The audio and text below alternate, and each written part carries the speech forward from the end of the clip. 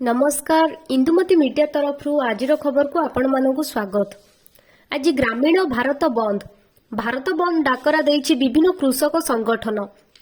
आम बसस्टाण्ड योजना रे 13 जिल्ला रे 20टी नुआ बसस्टाण्ड को लोकार्पण करिसेंति मुख्यमंत्री नवीन पट्टनायक। भोजी खाई फेरुथिबा बेले गछरे पिटी हेला टाटा एसी गाड़ी, 2 मृत 7 आहत। स्वास्थ्य सेवा क्षेत्र में नुआ विप्लव, 750 शଯ୍या विशिष्ट बागची श्री शंकरा कर्कट केन्द्र और गवेषणा प्रतिष्ठान रे लोकार्पण कले मुख्यमंत्री। राज्य में कमुछि शीत, कलबल करुछि कुहुड़ी, 16 जिला को येलो वार्निंग जारी। रास्ता रे गंडगोल, 5 किन्नरक सह 9 गिरफ। उत्कल संगीत महाविद्यालय को 60 छुईब, एबे भी भरोसा अतिथि अध्यापक।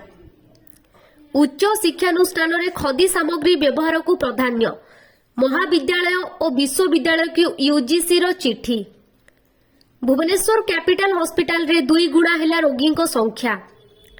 आजिठू उच्च माध्यमिक शिक्षा परिषद रे युक्त 2 परीक्षा, मोट 3,86,250 जन छात्र छात्री देबे परीक्षा।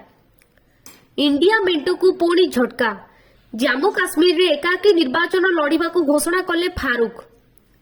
मुख्यमंत्री को बड़ घोषणा, अंगदान करुथिबा व्यक्ति को शेषकृत्य राष्ट्रीय सम्मान सह कराजिबो। आजिठू आरंभ खंडगिरी मेला, अश्लील नृत्य परिवेषण कले अधूरा यात्री बंद। निर्वाचन पाई 3.40 लाख सुरक्षाकर्मी मागिले ईसी।